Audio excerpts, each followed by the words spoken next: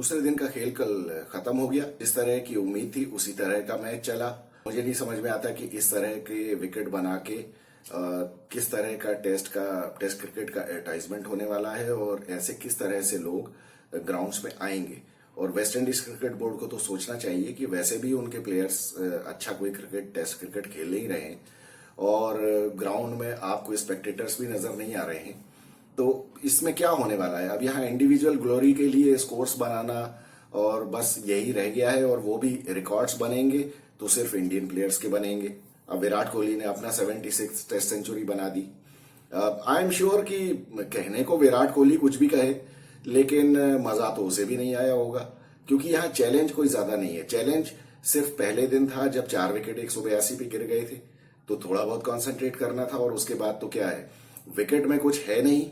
और ये लेकिन हालांकि बहुत अच्छी बात है कि विराट कोहली ने जैसे भी जो भी रन बनाए उसमें कोई चांस नहीं दिया। तो अच्छे बैट्समैन की ये क्वालिटी होनी चाहिए कि वो जैसा भी विकेट हो लाइफ लेके खेलने में और स्कोर करने में फिर खुद को भी मजा नहीं आता है और ना तो देखने वालों को मजा आता है। अब कहने के लिए तो यहाँ सारे स्पेक्टेटर्स और विराट कोहली के फैंस और हम भी ये चाहते थे कि भाई विराट कोहली की डबल सेंचुरी हो जाए, ट्रिपल सेंचुरी हो जाए। आउटफील्ड काफी स्लो थी जिसकी वजह से कि काफी रन्स कम बने। और देखिए फाइनली जब मुझे लगता है कि इस तरह के विकेट पे और जिस तरह की फ्लो में विराट कोहली था, तो मुझे लगता है कि सिर्फ एक रन आउट ही एक तरीका था जिससे वो आउट हो सकता था, और अल्टीमेटली वही हुआ। और हिस्टोरिकली अगर आप देखेंगे तो ये होता है कि जो प्लेयर्स अच्छा खेलते हैं, अच्छा दौड़ते हैं विकेट के बीच में, और जो फास्ट रनर्स होते हैं ना, अल्टीमेटली वही रन आउट होते हैं, सिवाय एक वो इंजमामुल हक के। वो तो दौड़ता भी नहीं था और शायद इसीलिए वो रन आउट ज्यादा होता था। यहाँ पे रन्स को जज करने की भी एक वो कला होती है। अब ऑपोजिट साइड भी रविंद्र जडेजा खेल रहा था। रविंद्र जडेजा भी बहुत तेज दौड़ता है विकेट के बीच में और अच्छा एथलीट है। दो अच्छे एथलीट जब खेलते हैं और उसके बाद कोई रन आउट हो जाए तो बड़ा थोड़ा ताज्जुब सा होता है, लेकिन इसको कहते हैं बदकिस्मती। अब ठीक है, कभी कभी हो जाता है। विराट कोहली के पास बहुत अच्छा मौका था और बहुत सारे रन बनाने का, लेकिन सबसे अच्छी चीज जो मुझे ये लगी कि वो काफी कंसंट्रेट करके खेल रहा था। तो जब आप इधर उधर के एटमॉस्फेयर की जो चीजें होती हैं उनसे आप अट्रैक्ट या जिसको कहते हैं अफेक्ट नहीं होते, तो फिर आप इस तरह की परफॉर्मेंस दे पाते हैं। और ये बहुत अच्छी चीज है, क्योंकि देखिए इस तरह की बॉलिंग अटैक और इस तरह के विकेट पे ज्यादा लंबे रन बनाना भी कई बार अच्छे बैट्समैन के लिए मुश्किल हो जाता है, क्योंकि वो बोर हो जाते हैं। तो यहां बोर ना होके कंसंट्रेट करके रन बनाना काफी अच्छी बात है। तो अब जैसा आपने देखा कि विकेट में कुछ भी नहीं है, अश्विन ने भी 50 मार दी और रविंद्र जडेजा ने भी रन बना दिए। इंडिया ने तो ढेर सारे रन बना दिए। उसके बाद जब वेस्ट इंडीज बैटिंग करने आई तब आपने देखा कि हमारे बॉलर्स भी बेचारे परेशानी हो गए।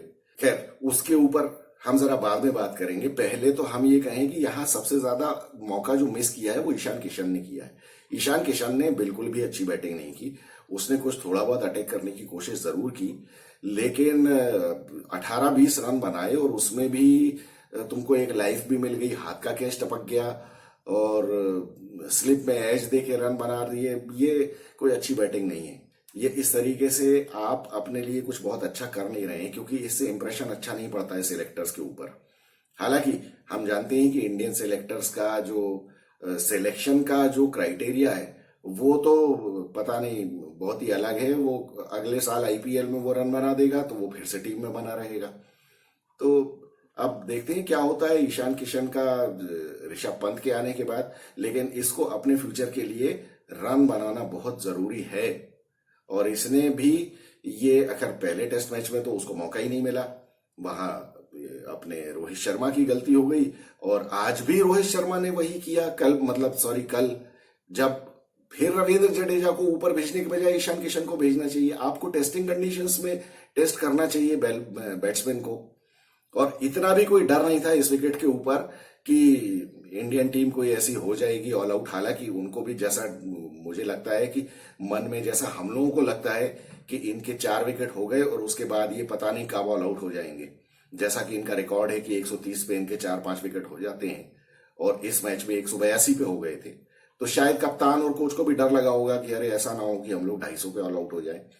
तो अब ये डर की वजह से ही इतने वीकर ओपोनेंट और इतनी फ्लैट विकेट के ऊपर भी जब आप रिस्क और चैलेंजेस को एक्सेप्ट करने का अपना एटीट्यूड नहीं बदलोगे तो फिर कैसे इंप्रूवमेंट होगा टीम में।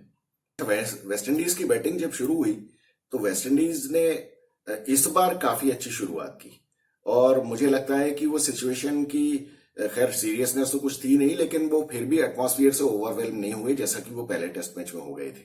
तो कुछ तो उन्होंने इंडिया की बैटिंग से भी सबक लिया होगा कि विकेट में कुछ है नहीं, और वो यहाँ पे सिद्ध भी हुआ। उन लोगों ने काफी अच्छी बैटिंग की, हालांकि तेज नारायण चंद्रपॉल ने बहुत ज्यादा इम्पेशंस दिखा दिया। वो पहली बार जडेजा के सामने आया और उसी में उसने प्रॉपरली अपना जो फ्रंट फुट है आगे नहीं लाया और बल्ले की एज उससे लग गई और अश्विन ने कैच पकड़ लिया। वो विकेट भी एक्चुअली जाना नहीं चाहिए था। और यहाँ पे अश्विन देखिए, अब जब आपको विकेट से बिल्कुल भी सहायता नहीं मिल रही है तो अश्विन ने फिर वही किया जो ऑस्ट्रेलिया के अगेंस्ट कर रहा था, उल्टी सीधी बॉलिंग करने लगा, लेग स्टंप पे फुल टॉस ये वो, और वो इतनी जल्दी फ्रस्ट्रेट हो जाता है। अगर उसको विकेट से अगर सहायता नहीं मिले ना तो आप देखिए 2-2 बार तो बॉल चेंज करने के पीछे पड़ा रहा वो अंपायर के, तो अंपायर भी हंसने ही लगा होगा कि तुम क्या चाहते हो यार। तो ये हो जाता है। देखिए, स्पिनर कितना भी अच्छा हो, बॉलर कितना भी अच्छा हो, विकेट से मदद चाहिए होती है। तो एकदम से हम लोग जो तारीफ के पोल बांधने लग जाते हैं, ये स्पिनर्स को हमेशा ये विकेट से मदद की जरूरत होती है। यहां पे मैं नेथन लॉयन को अश्विन से ज्यादा नंबर देता हूं कि विकेट में अगर उसको मदद नहीं मिल रही है तो भी वो अपना टप्पा पकड़ के बॉलिंग करता रहता है, और उसका वही है ऑफ स्टंप के बाहर 1-1.5 फीट, और फिर वो नेगिंग उसकी जो लेंथ रहती है कि वो बैट्समैन को समझ में नहीं आता है कि मैं आगे जाऊं कि पीछे जाऊं, और थोड़ा बहुत वो बॉल टर्न कहीं भी करवा ही देता है। तो वो इस मामले में वो टेम्परामेंटली अश्विन से मुझे बेटर लगता है। एज इंडियंस तो हम हमेशा अश्विन की ही तारीफ करेंगे, लेकिन फैक्ट अगर देखा जाए तो नेथन लायन का कंट्रोल बहुत ज्यादा है और वो किसी भी विकेट पे वो लगा ही रहता है। देख लीजिए, इंडियन विकेट से तो ज्यादा स्पिन ऑस्ट्रेलिया में नहीं मिलती है ना, लेकिन रिकॉर्ड अश्विन का और इसका ऑलमोस्ट बराबर ही है, और उसने इंडिया के भी नाक में दम किया हुआ है। ये चीज है। अब अश्विन को भी देखना चाहिए कि आपको भी अगर विकेट से मदद नहीं मिल रही है तो थोड़ा बहुत पेशेंस तो रखो, लगे रहो टप्पे के ऊपर बॉल डालने के लिए। ये सब है। अब देखिए, यहाँ पे 86 रन तो वेस्ट इंडीज ने भी बना दिया। अब अगर वो कुछ ढंग से खेले, अगर जैसा कि वो खेल रहे हैं, वो नया बैट्समैन जो मैकेंजी आया उसने भी काफी मतलब अटैकिंग ही खेला, और क्रेग ब्रैथवेट जो है वो तो कप्तान की पारी मुझे खेलता हुआ दिख रहा है। इन लोगों ने अगर रन बना दिए तो इंडिया को काफी मुश्किल हो जाएगी। हालांकि ये नहीं लगता कि वेस्ट इंडीज ये मैच बचा पाएगी, क्योंकि टेम्परामेंटली मुझे नहीं लगता कि वो इतने स्ट्रांग है। अगर विकेट कैसा भी खेलता रहे, थोड़ा बहुत तो डिटीरियोरेशन होता ही है, और बॉलर्स को मदद मिलनी शुरू होगी ही। आज अगर शुरू से नहीं होगी, टी से हो जाएगी। और इतना लंबा खेलना वेस्ट इंडीज के बॉलर बैट्समैन के लिए मुझे नहीं लगता पॉसिबल है। अब ये लोग अटैकिंग क्रिकेट खेलते हैं क्योंकि लीग क्रिकेट खेलने की आदत है, व्हाइट बॉल, तो अब देखते हैं कितना चलता है इनका। लेकिन अब now coming back to that thing which I discussed in the preview video for this series, कि यहाँ पे सिराज को नहीं खिलाना चाहिए था। अभी आपने अगर किसी ने मैच देखा हो तो आप देखेंगे कि जब ये फील्डिंग कर रहे थे तो एक अश्विन की बॉल पे जो शॉट मारा बैट्समैन ने, सिराज बाउंड्री तक दौड़ता हुआ गया, और बाउंड्री तक दौड़ता हुआ गया, और वहां वो जो एडवर्टाइजमेंट के होर्डिंग्स लगे हुए थे उनको जंप करके क्रॉस किया। देखिए, ये इस तरह का काम है कि यहां 1 सेकंड में आपको ऐसी इंजरी हो सकती है जिससे आप 6 महीने के लिए बाहर हो जाओ। और मैं यही कह रहा था कि हमारे जो मेन बॉलर्स हैं, इनको आपको किसी भी तरह से रिस्क नहीं करना चाहिए इस तरह की इनसिग्निफिकेंट सीरीज को खिला के। यहां पे देखिए, मुकेश कुमार को आपने खिला दिया। मुकेश कुमार ने भी क्या किया, उसने 4 ओवर डाले, 4 ओवर में 10 रन दिए। अब इसके बाद क्या, पूरा स्पिनर्स का ही काम है। अब लगे रहो, आप लगे रहो, उससे क्या होने जाने वाला है।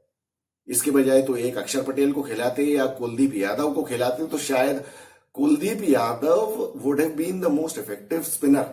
कुलदीप यादव मुझे लगता है कि सबसे ज्यादा इफेक्टिव होता है इस वेस्ट इंडीज के अगेंस्ट, क्योंकि उनको ये खेलने की आदत नहीं है, और वो अगर खेलते भी हैं तो उनको शॉट मारने की आदत है। तो कुलदीप यादव सबसे ज्यादा सक्सेसफुल हो सकता था। तो अब ठीक है, जो हो गया सो हो गया, आप कुछ कर नहीं सकते। मुझे डर सिर्फ इसी बात का है कि किसी प्लेयर को इंजरी ना हो जाए, जो कि हमारा वर्ल्ड कप के लिए श्योर शॉट प्लेयर है। तो अब देखते हैं, 3 दिन का खेल खत्म हुआ है, वेस्ट इंडीज अपना टेम्परामेंट और पेशेंस कितनी देर तक बना के रख पाती है। मिलेंगे मैच के बाद। Thank you so much. I am Vikas Saxena, the biased analyst.